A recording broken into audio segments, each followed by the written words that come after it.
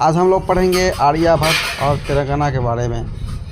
دوستو ہم لوگ آریہ بھٹ کو جانتے ہی ہیں، وہ بہت بڑے مشہور میتھمیٹکس گزرے ہیں ہمارے ہندوستان کے، اور جو زیرو ہے، زیرو کا ایجاد بھی آریہ بھٹ نے ہی کیا تھا۔ تو دوستو سیدھے ہم لوگ بڑھتے ہیں اپنے سبق کے طرف۔ آریہ بھٹ ہندوستان کے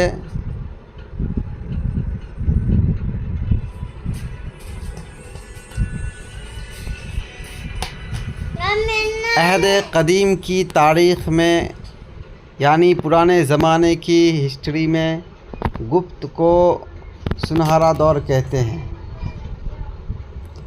اس دور کے حکمراں علم دوست اور انصاف پسند تھے۔ اس دور میں بڑے بڑے سائنسداں بھی تھے۔ آریہ بھٹ جیسے عظیم سائنسداں کا تعلق اسی دور سے تھا۔ وہ اپنے وقت کا عظیم ماہر علوم نجوم، علم ریاضی، علم الجبر تھا۔ کہا جاتا ہے کہ مشہور ماہر علم ریاضی پائتھاگورس کی رہنمائی آریہ بھٹ نے ہی کی تھی۔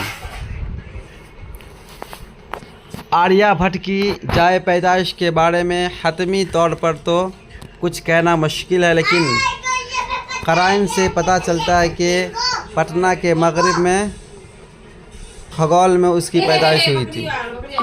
کھگول کے معنی علم نجوم سے ہوتا ہے، اور آریہ بھٹ کا تعلق علم نجوم سے تھا، اس لیے قرین قیاس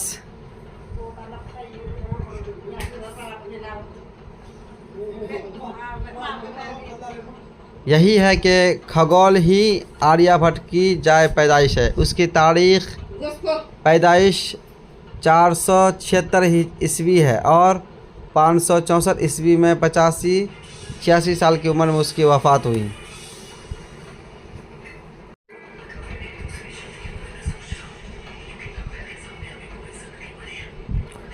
آریہ بھٹ کی خدمات و گپت عہد حکومت کا نہ صرف یہ کہ ماہر علم ریاضی تھا، بلکہ علم نجوم کے میدان میں بھی ان کی خدمات ناقابل فراموش ہے۔ موجودہ دور کے سائنسداں آج بھی حیرت زدہ ہے کہ 1500 سال قبل کے ایک سائنسداں نے علم نجوم کے ایسے اصول وضع کیے جو آج بھی سائنسدانوں کی رہنمائی کرتے ہیں۔ سائنس کے محققین لکھتے ہیں کہ آریہ بھٹ نے پٹنہ شہر سے 30 کلومیٹر جنوب میں مسوری کے نزدیک تلنگانہ میں اپنے تحقیقی کاموں کے لیے ایک تجربہ گاہ قائم کیا، اور تلنگانہ میں ہی بیٹھ کر آریہ بھٹ نے اپنے مشہور تصنیف آریہ سدھانت اور تنتر کو لکھا۔ وہ دنیا کا پہلا سائنسداں تھا جس نے اپنی تحقیقات سے ثابت کیا کہ زمین گول ہے اور محور پر گھومتے ہوئے سورج کی گردش کرتی ہے۔ چنانچہ اس سائنسداں نے سب سے پہلے سورج گرہن اور چاند گرہن کے بارے میں تفصیلی معلومات فراہم کرائی۔ آج علم ریاضی میں عالمی سطح پر نظام اعشاریہ یعنی ڈیسیمل کی اہمیت و افادیت سے انکار نہیں کیا جا سکتا، بلکہ سائنس کے تمام شعبوں میں نظام اعشاریہ کی اہمیت مسلم ہے۔ سائنسی تحقیق کا یہ عظیم کارنامہ آریہ بھٹ جیسے سائنسداں نے انجام دیا۔ کہا جاتا ہے کہ علمی ریاضی میں صفر کا یعنی زیرو کا تصور آریہ بھٹ نے ہی پیش کیا تھا۔ علم نجوم کے تعلق سے بھی آریہ بھٹ کی کئی اہم تحقیقات ہیں۔ چنانچہ موجودہ دور کے سائنسداں بھی سورج گرہن 2009 کو دیکھنے کے لیے صحیح جگہ کی تلاش و جستجو آریہ بھٹ کی کتابوں کے مطالعہ سے ہی کیا۔ چنانچہ آریہ بھٹ کی کتاب میں اس نظام شمسی کے سیاروں کے گردش، دوری اور مختلف تاروں کے حرکات کو سکنات پر عجیب و غریب معلومات موجود ہے۔ دوستو آج ضرورت اس بات کی ہے کہ آریہ بھٹ کی سائنسی تحقیقات پر پراثر نو حقیقی تحقیق کی جائے تاکہ اس کے اہم سائنسی ایجادات से आज की दुनिया रोशनास हो सके। इस अजीम साइंसदां ने सूरज के ताल्लुक़ से ये मुसल्लमा उसूल पेश किया कि हमारी ज़मीन सूरज का तवाफ़ करती है और सूरज अपने आप में साकित यानी ठहरा हुआ है। अब आते हैं दोस्तों सूरज ग्रहण के बारे में। किसी सैयारा या सितारा पर जज़वी या मुकम्मल तौर पर पर्दा पड़ जाने को ग्रहण कहते हैं। हम ज़मीन के बाशिंदों को दो तरह के ग्रहण से वास्ता पड़ता है, सूरज ग्रहण और चाँद ग्रहण। ये ग्रहण उस वक्त वाक़ होती है जब एक सैयारा या सितारा किसी दूसरे सैयारे या सितारे पर अपना साया क्या करता है, डालता है। चूँकि चाँद ज़मीन का तवाफ़ करता है यानी घूमता है और ज़मीन सूरज का तवाफ़ करता है यानी चक्कर लगाता है, इसलिए चाँद और ज़मीन के इस तवाफ़ के दौरान चाँद का ज़मीन और सूरज के दरमियान आ जाना लाज़मी अमर है। ऐसी सूरत में चाँद का जुज़वी या मुकम्मल साया सूरज पर पड़ता है। सूरज की रोशनी ज़मीन पर आने में मज़ाहमत पैदा करती है, जिसके नतीजे में सूरज ग्रहण होता है। जुज़वी सूरज ग्रहण और मुकम्मल सूरज ग्रहण इस बात पर मुनहसर करता है कि चाँद अपना साया सूरज पर किस तरह और किस ज़ाविये से डालता है। यानी जुज़वी साया डालने पर जुज़वी सूरज ग्रहण होता है और कुल्ली साया डालने पर मुकम्मल सूरज ग्रहण होता है। लेकिन इतनी बात तय है कि मुकम्मल सूरज ग्रहण 100 साल के तवील मुद्दत के बाद ही होता है। सूरज ग्रहण एक जोग्राफिया वाक़या है जो तारीख़ के इब्तिदाई दौर से ही होता आ रहा है और इंसान उसे नंगी आँखों से देखते आए हैं। लेकिन आज भी सूरज ग्रहण का वाक़या इंसानों के लिए तजस्सुस का मौजू बना हुआ है। तेलंगाना के जोग्राफिया अहमियत। तेलंगाना पटना से दक्षिण जानिब 30 किलोमीटर की दूरी पर मसूरी सब डिवीज़न में वाक़ है और इसी मुनासिबत से पटना गया रेलवे लाइन में मसूरी स्टेशन का नाम तेलंगाना रखा गया है। मसूरी स्टेशन से मोहल्ला रहमतगंज तक बशमोल सब डिवीज़न के तमाम सरकारी दफातर तेलंगाना के ही हलका में आते हैं। यानी तेलंगाना का इलाक़ा पश्चिम में सोन नदी और पूरब में पनपन नदी तक फैला हुआ है। तेलंगाना के महलो वक़ू को देखकर पता चलता है कि वहाँ सालों भर आसमान में फ़िज़ा साफ़ रहती है। यहाँ से तारों, सैयारों और मुकम्मल निज़ाम शमसी की तहक़ीक़ करना निस्बतन आसान है। यही वजह है कि आर्यभट्ट ने अपने जोग्राफियाई तहक़ीक़ के लिए इस मुकाम को मुंतखब किया और वहाँ अपने तहक़ीक़ के लिए एक तजुर्बागाह बनाया। तेलंगाना हिंदी ज़ुबान का लफ्ज़ है जिसके माना तारे गिनना के होते हैं। शायद इसी वजह से इस मुकाम का नाम तेलंगाना रखा गया। कहा जाता है कि आर्यभट्ट ने 60 फीट के बुलंदी का एक टीला बनाया जिस पर बैठकर वो रात को तारों और सैयारों के बारे में तहक़ीक़ी काम किया करता था। निज़ाम शमसी की रफ़्तार, सूरज ग्रहण और चाँद ग्रहण के बारे में तफसीली मालूमात आर्यभट्ट ने तेलंगाना में ही हासिल किए। अपनी तहक़ीक़ात के नताइज को उसने अपनी एक किताब में तहरीर की है जो आज के साइंसदानों के लिए रहनुमाई का काम करती है। अब दोस्तों 2009 का सूरज ग्रहण और तेलंगाना उस वक्त क्या हुआ था। 21वीं सदी का सबसे बड़ा सूरज ग्रहण 22 जुलाई 2009 को पेश आया। इस सूरज ग्रहण की अहमियत इसलिए बढ़ गया कि ऐसा सूरज ग्रहण एक सदी के बाद ही वाक़ होता है। अमेरिका के साइंसी तहक़ीक़ इदारा नासा की एक साइंसदान जे एंडरसन जो गुज़श्ता 20 सालों से 2009 में पेश आने वाले इस सूरज ग्रहण पर तहक़ीक़ी काम कर रहे थे। اس سلسلے میں انہوں نے 2008 میں 200 صفحات پر مشتمل ایک تفصیلی رپورٹ پیش کی۔ اس رپورٹ میں انہوں نے واضح کیا کہ اس سورج گرہن کے مشاہدہ کے لیے مناسب ترین مقام ترنگنا ہے۔ پھر کیا تھا؟ ترنگنا کو عالمی سطح پر شہرت حاصل ہوئی۔ اس کی وجہ سے 1500 سال قبل کے ترنگنا میں آریہ بھٹ کے تجربہ گاہ کی تاریخ زندہ ہو گئی۔ جولائی 2009 کے پورے مہینہ میں ملکی اور غیر ملکی اخبارات اور ذرائع ابلاغ میں ترنگنا کو نمایاں مقام حاصل ہو گیا۔ 22 جولائی کی تاریخ قریب آئی گئی اور ترنگنا سے متعلق ساری دنیا کا تجسس بڑھتا چلا گیا۔ ناسا رپورٹ میں ہے کہ جے اینڈرسن نے ترنگنا کی خصوصیات بیان کرتے ہوئے لکھا ہے کہ وہاں بادل چھانے کا اوسط امکان بہت کم ہے اور دھوپ کی تمازت بھی دوسرے شہروں کے مقابلہ میں 43% زیادہ ہے۔ اس صورت میں سورج گرہن کے نظارے اور مشاہدہ کے لیے ترنگنا مناسب ترین مقام ہے۔ 22 جولائی 2009 کے اس سورج گرہن کا مشاہدہ کرنے کے لیے ملک اور بیرون ملک کے سائنسداں بہار کی راجدھانی پٹنہ پہنچنے لگے۔ یہاں تک کہ امریکہ کے ناسا اور اسرو جیسے سائنسی تحقیقی اداروں کے سائنسدانوں کی ٹیم بھی وہاں پہنچ گئی۔ پولینڈ کے سائنسدانوں کی ایک ٹیم بھی گئی۔ دہلی اور نینی تال کے ریسرچ انسٹی ٹیوٹ کے سائنسدانوں کی جماعت 21 جولائی کو ترنگنا پہنچ گئے۔ حکومت بہار نے اپنے تمام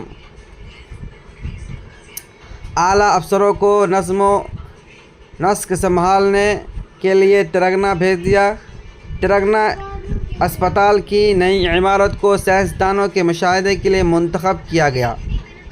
چھت کے اوپر مختلف قسم کے آلات نصب کیے گئے۔ ہزاروں کی تعداد میں عام لوگ رات میں ہی پٹنہ سے ترنگنا آ چکے تھے۔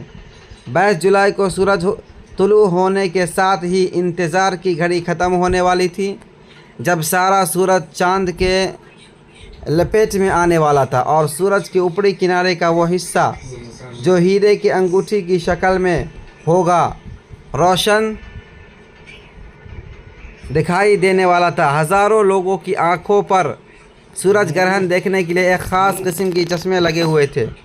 لوگوں کا تجسس رفتہ رفتہ بڑھتا جا رہا تھا، لیکن افسوس کہ تلنگانہ کا آسمان اچانک ابر آلود ہو گیا۔ بارش کے قطرات بھی گرنے لگے۔ صبح 5:29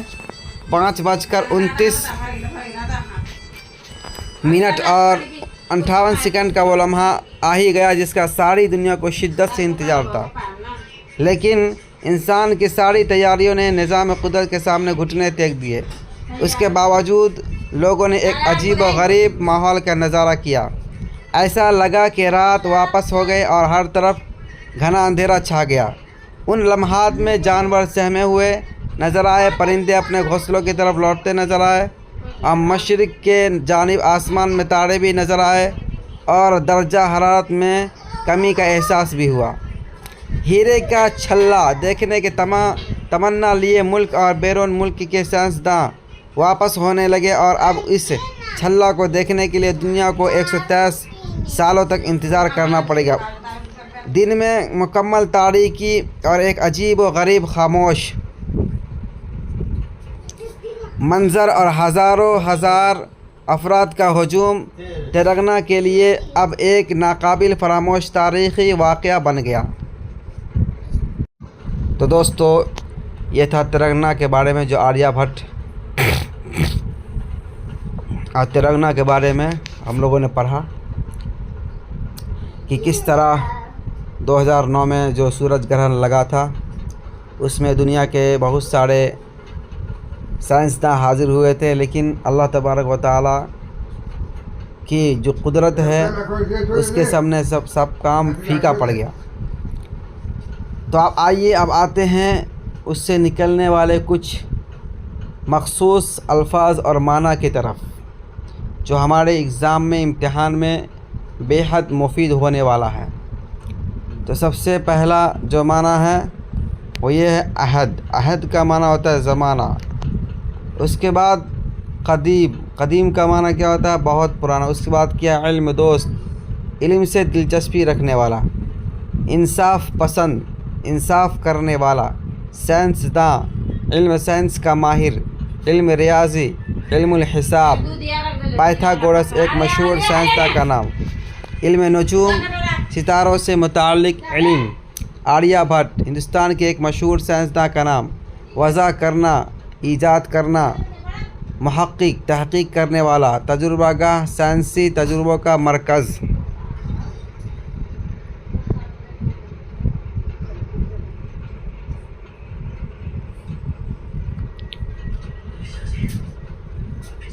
محور، دھوری، گردش کرنا یعنی گھومنا.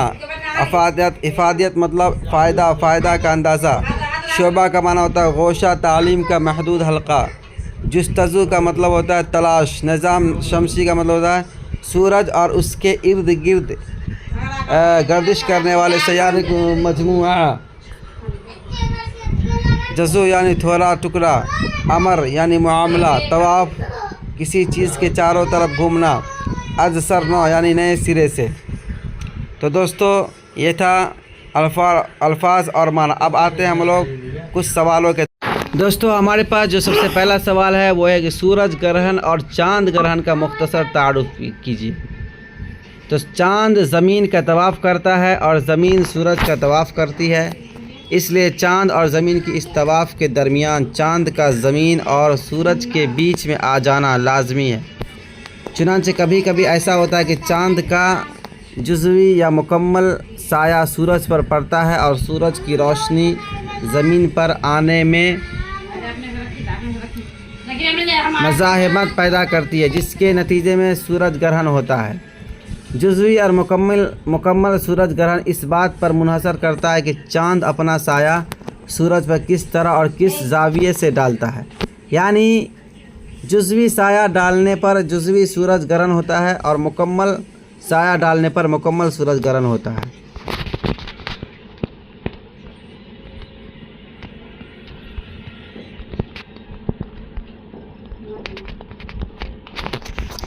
اگلا سوال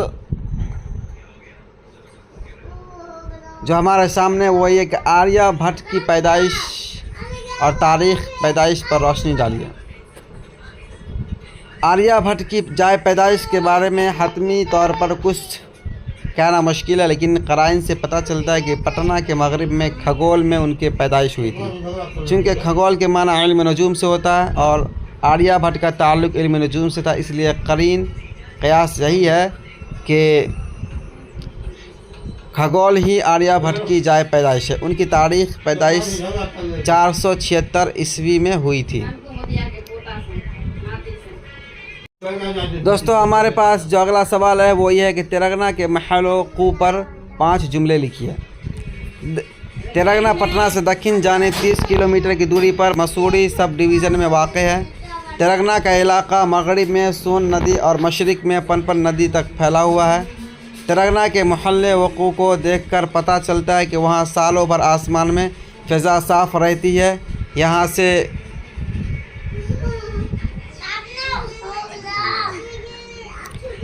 تاروں یا سیاروں اور مکمل نظام شمسی کی تحقیق کرنا نسبتاً آسان ہے. یہی وجہ ہے کہ آریہ بھٹ نے اپنی جغرافیائی تحقیق کے لیے اس مقام کو منتخب کیا.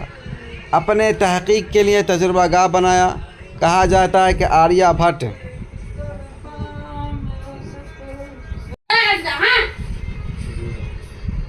تلنگانہ میں 60 فٹ کی بلندی کا ایک ٹیلہ بنایا تھا، جس پر بیٹھ کر وہ رات کو تاروں اور سیاروں کے بارے میں تحقیقی کام کیا کرتے تھے.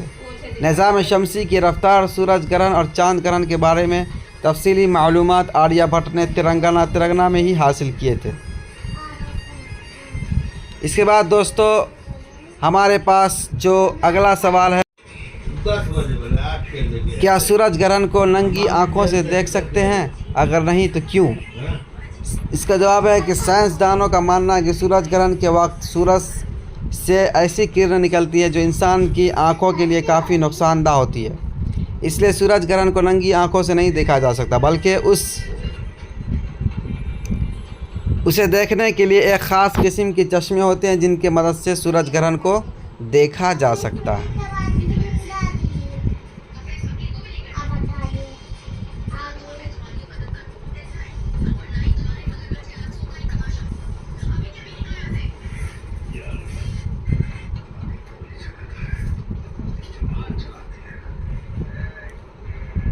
تو اگلا سوال ہے دوستو ہمارے پاس کہ 2009 کے سورج گرہن کی اہمیت بیان کیجیے۔